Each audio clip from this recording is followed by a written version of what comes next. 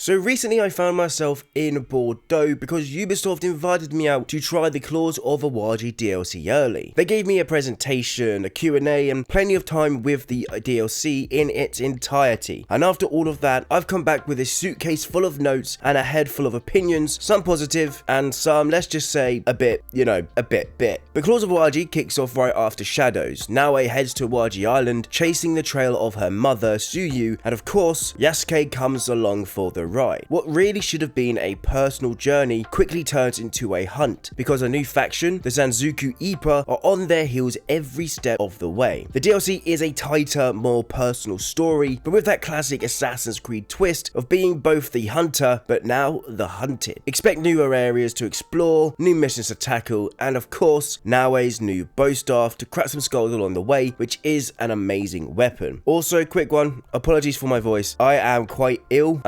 The throat's just slowly dying on me, so apologies for that, but I gotta get this video out to you guys. So of course, Awaji is at the heart of this DLC, and honestly, it's more than just Ubisoft added another bit of the map as they've done in the past. It's a full island just off the coast of Japan, west of Izumisetsu in the main game, and you can explore it from edge to edge. The only annoying thing is that you can't actually travel to it from a boat. You have to fast travel between both of the main game and the DLC, which is a bit annoying, but makes sense because if you haven't purchased the DLC, then you can't travel to the island, and if you have, then you can. It does make sense, but it's a bit annoying, and I would love it if Ubisoft would just allow us to get on a boat and freely travel to and from the island. But when you get to the island, you have sea views wrapping around you. I mean, you can literally see the sea and the beaches from almost anywhere in the island. There's coastal trails that snake up to high summits and cliffs that make you stop to take in the view, which, yes, with Ubisoft and all their faults, they know how to give us a good looking view in an Assassin's Creed game. That is, of course, until bandits and thieves and little creepy guys decide to sneak up on you by placing a trap and just basically almost killing you. But we'll talk about that later in the video. There's Sumoto Castle, which dominates the skyline, one of those proper fortresses that make you feel like you're creeping around history itself, with a little city spread out beneath it. There's a trail that cuts across the entire island, acting like the spine of the place, an old travel route that ties everything together. But it's these smaller details that sell it, to be honest. There's fishing villages clinging to the coast, locals hauling seaweed out of the water and spreading it to dry, shipbuilders hammering away at frames, people harvesting sea salt. It doesn't feel like window dressing like in previous Assassin's Creed titles. It feels sort of like a living, breathing community with its own rhythm, separate from the mainland. But I would suggest players don't get too cozy, because Awaji is not all bright villages and pretty coastline. The devs have gone heavy on atmosphere, and with the forests being dense and dark, you sometimes feel claustrophobic as you catch yourself slowing down just in case something moves in the trees. And half the time it does, because you might walk into a trap and blow yourself up. So you really do have to be on the lookout, whilst you're going through city to city and forest to forest. The weather does add to this as well. One moment it can be calm, and the next it's absolute chaos. There's thick fog that rolls in, rain lashes down, storms crack in the distance, and it's not just for show. It changes how you move, how you sneak, how you fight. Assassin's Creed has always had weather, even more so within Assassin's Creed Shadows, but this time it really does matter. Now, as mentioned, there are villages spread out across the island, and they all start off under the Sengoku control, which means they're hostile and crawling with enemies. You clear them out though, and you get to see them change. And after you complete the main game, people return, the atmosphere lightens, and suddenly the place feels alive again. It's a rare thing in Assassin's Creed for you to feel like you've made an actual difference in the world. Not everywhere flips back to normal though. Some places stay gloomy, fog-soaked, and creepy no matter what you do, which I think is a smart touch, because it's just cool to revisit them. I mean, I'm just thinking about all the photo mode opportunities players will get. It is really cool to see. And then there are the activities. The trails of Awaji are in the game, which are the parkour trials from Shadows, but the team's actually fixed one of the biggest complaints. Yasuke finally gets his own sections, so you're not brute forcing him through Naoe's courses anymore. There are 2 in total on the island, one at the north end and one at the south, and if you finish them, you unlock Sumi-e paintings of historical landmarks to hang in your hideout. They've also scattered Sumi-e naturally across the island, alongside alongside kujikiris, temples, and plenty of side content. I will say, Ubisoft, if you're watching this video and if there's any chance, you know, that you can add this in before the game releases, please add some form of weapon or armor to unlock at the end of these trials. Don't get me wrong, these cool locations, real life locations, are cool to have hanging up in your settlement and your hideout. However, as someone that doesn't really focus on that and doesn't really care about hanging up photos or paintings, I'd much rather have an armor set or a weapon or something similar so that I can then go back out into the world feeling accomplished, feeling like, okay, cool, I did this trail, now I have a cool weapon and a cool piece of armor that I can use in the game and throughout the world. That is something I would much rather have than a painting. Now, all of this side content is very Ubisoft, the buffet table of collectibles and challenges, but sometimes here it does feel connected to the culture, so it doesn't come a massive collector fest, although, you know, it still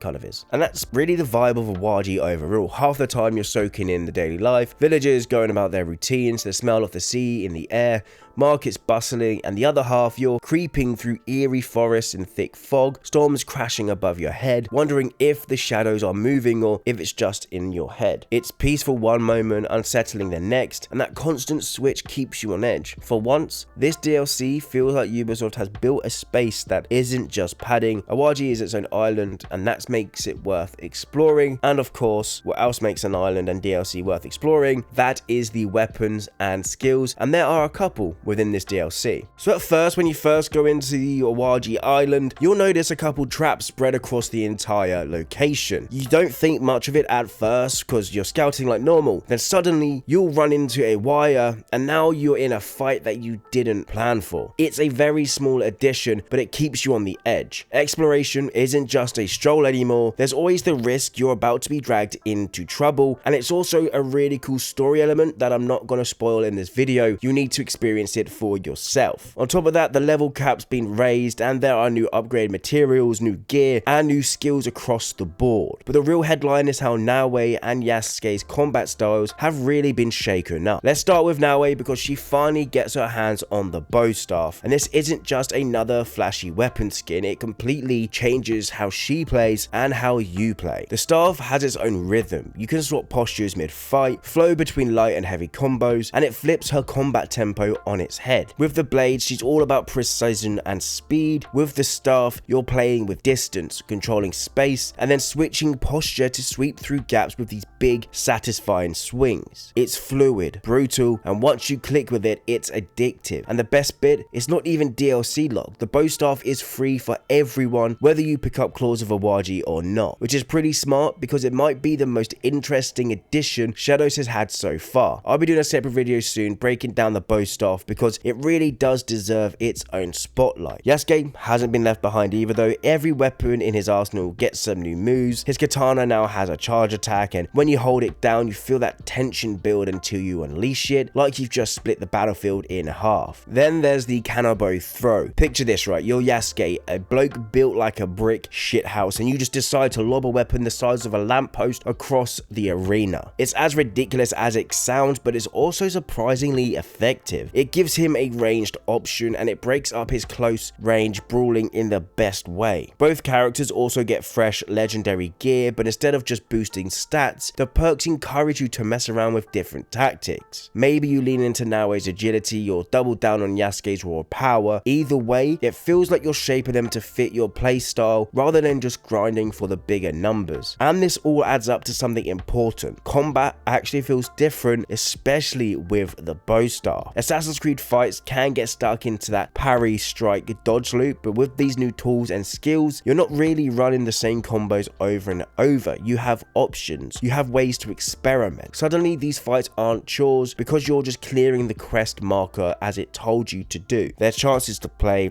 to test out new ideas, and to enjoy the chaos a little bit more. It's still Assassin's Creed at its core though, don't get me wrong, but with the traps, the new gear, and especially the bow staff shaking things up, Claws of Awaji feels feels fresher, more flexible, and honestly a lot more fun to mess around with than the main game. I really sound like I'm on my knees praising this DLC, but it is really fun to play. Now the real power on Awaji comes from the Sengoku Ipa, 4 villains running the island like their own personal playground, and unlike your usual crop of Ubisoft filler bosses, there's a lot that actually feels unique. Each one has their own style, their own presence, and you can't just recycle the same tactics to get rid of them. First up, you've got Imagawa Tomeji, the Brute. He used to serve as a guard to Kimura Kai, and when Yukari stepped up, he followed her without a second thought. He's all about overwhelming force. He doesn't come alone either, he drags his squad in with him, so instead of a neat duel, you're brawling through waves of enemies while he smashes through whatever's in front of him. Where some of the Ipa make you play carefully, Tomeji just bullies his way through until you're outnumbered and outmuscled. Then there's the Spy Master, who, to be fair, I either can't remember the name of him or they just didn't tell us, but they're described as a ghost haunting the streets, and that is generally what it feels like. It's not just about the fight itself, but the build-up. Moving through his territory, you're never sure if they're around the next corner or watching from the shadows. They make you paranoid, slows you down, and force you to keep checking over your shoulder. The whole stick is tension, and it works. Then there's Naoe, the kinda creepy, assassin-y archetype. She's the reason Awaji is covered in traps, and her crew litter the island with snares that make every step feel risky. Facing her feels like a twisted reflection of an assassin. She knows the tricks, she anticipates your moves, and she punishes you for being careless. She isn't just another target, she's the hunter, and that's what makes her boss fight one of the most intense Ubisoft designed in years. And then at the top sits Kumara Yukuri, the leader of the Ipa and the daughter of Kumara Kai from the main game. That family link ties her straight into the wider Shadows story, and it makes her more than just another faceless antagonist. She's ambitious, calculated, and obsessed with power. She's the one pulling the strings with her lieutenants doing the dirty work. But what's clever is how the Ipa react when you take one of them out. They're not static targets, the others adjust, shift their pressure, and suddenly the board looks different. It makes the whole faction feel alive, and it's not just another checklist of bosses. There's more of a dynamic story surrounding them, and thankfully, unlike in Shadows, you can't just find them out in the world to assassinate them. That was so annoying for me in the main game. There is a route you have to take down each target. But talking about bosses, let's jump straight into the boss fight we got to play, and that is with Naoe, of course the stealth archetype, and I'll be honest with you, she nearly broke me. Ubisoft told us before we played that they pulled inspiration from the Fear mission in Metal Gear Solid 3, Quiet mission in Metal Gear Solid 5, and immersive sims like Dishonored or Thief, and yeah, you can feel all of that at the moment the fight begins. They drop you into this massive fog-soaked arena, twisted trees looming over you, traps scattered everywhere. You can barely see 10 feet ahead, and the whole time you're thinking, brilliant, I'm about to be hunted by a ninja sniper in the creepiest forest imaginable. Naoe fills the place with decoys, and I'll admit it, I fell for more than one. You creep up thinking that's her, swinging, and boom, poison gas cloud right in your face, instant regret, and while you're coughing up your lungs, you hear the crack of her sniper rifle. I really don't think I've hated a weapon this much in Assassin's Creed before. Pretty much 2 shots and you're done. I mean, I even got 1 hit killed by her because I didn't dodge it. It was manic, but I loved it. If you do dodge it, it feels amazing, but if not, just make sure you have enough rations because you're gonna need them faster than you'd like. The fight itself is stressful because she's so reactive. Every time you land a hit, she pops a smoke bomb and vanishes, only to reposition and set up a new shot. Half the time it felt less like a duel and more like hide and seek against a ghost who also happens to be a dead-eye marksman. Tracking her down is an exercise in patience. She taunts you constantly, laughing, calling out, trying to bait you into chasing. However, when she does, you can use the observability, which highlights the rough area she's hiding in with a light blue outline. Very handy until you realize half of those outlines are decoys. The only constant trick I found was to throw a bell or a kunai at a trap and then just wait. The moment she fires, that sound slices through the fog and you'll be able to tell exactly where that bullet came from and where she is. Eagle vision helps too, but it only highlights her when you're really near her body, so pretty much use eagle vision when she's surrounded by decoys. The fight plays out like a long cat and mouse chase. You got to grind down 5 chunks of health, and once she's on her last, last, she bolts to the central tower. That's your assassination moment, the big payoff and pulling it off after being tormented for a long time. And honestly, this is one of the best boss fights Assassin's Creed has had in years. It's tense,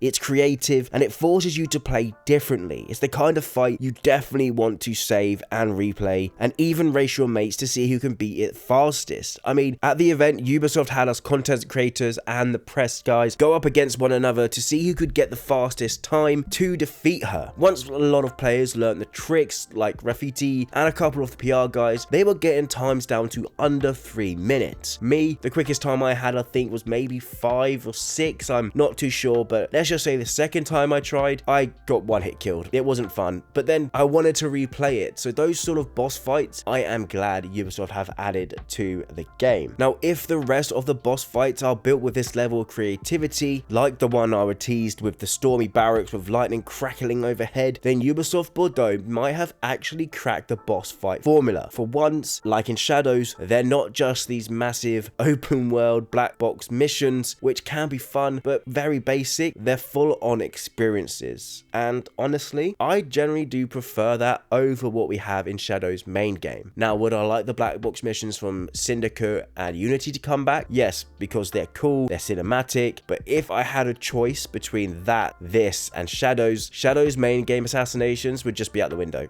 This beats it 100 times. And damn, again, I sound like I'm on my knees giving Ubisoft the big old gup, Jesus. And that was my time with the Claws of Awaji DLC. Going in, I'll be honest, I generally thought it would just be the usual Ubisoft DLC deal. I got to play a few hours of the main DLC. I thought I'd get a bigger map, a few enemies, box ticks, job done sort of thing. But Awaji's got a bit more bite to it than I initially thought. It does feel alive with the villages, the NPCs, shipbuilders, etc, etc. Again, there is a rhythm to the place that makes it feel like a community rather than just another map extension. Then you've got the other side of it, the eerie forest, the fog that swallows you whole, the scenic moments 1 minute and unsettling the next, and the main antagonists, honestly, more interesting villains than the main game. They're not just sat in a fortress waiting for you to knock on the door, they're actively out hunting you. That alone flips the whole vibe of the DLC, and for that boss fight, that was worth the entire trip itself. She had me choking on poison clouds, ducking sniper rifles, and shouting at my monster. I'm pretty sure Ubisoft, had to tell me to be quiet at some points. But they clearly had fun building her and that boss fight, and honestly, I had fun being bullied by it. The combat glow up as well, new skills, legendary gear, and of course the bow staff. It really is a weapon that changes the way you play the game completely, and it's free for everyone, not just the DLC owners. Again, I'll go into it properly in a different video because it deserves way more attention on its own, but the short version, it's easily one of the best weapons Shadows has added. There is a specific combo, I'm not exactly sure what it is, but that it could basically one-hit enemies. That is cool, and I cannot wait to use it a lot more. Now look, this is still Ubisoft. There's repetition, there are side activities that lean a bit into the busy work collectible world, and I'm sure someone's already drafting a Reddit post about the collectibles, but for once, the extra content, especially the story, doesn't feel like padding. It makes it feel like it matters with the overall story with Shadows. So yeah, I left Bordeaux after playing Awaji impressed. A bit traumatized by the sniper rifle, but impressed nonetheless. If you pre-ordered and you're getting Claws of Awaji bundled in, it's an easy win anyway. If you're thinking of buying it separately, it's at least worth a look, especially if you've been waiting for Assassin's Creed to feel tense and have actual Templars versus Assassins in a game again. Anyway, that's enough for me. Let me know down below, are you going to be diving straight into Awaji, or are you going to wait for the DLC to be on sale, or the inevitable complete ultimate gold deluxe mega edition pack that Ubisoft will undoubtedly slap on the shelves in a few months. I'll be back in a couple of days with a deep dive on the bow staff, so make sure you stick around for that. And if you enjoyed the video, a like would be greatly appreciated. Subscribe if you want to stay up to date with the latest Assassin's Creed Shadows information and videos, and I hope you all have an amazing day. I'll see you in the next one.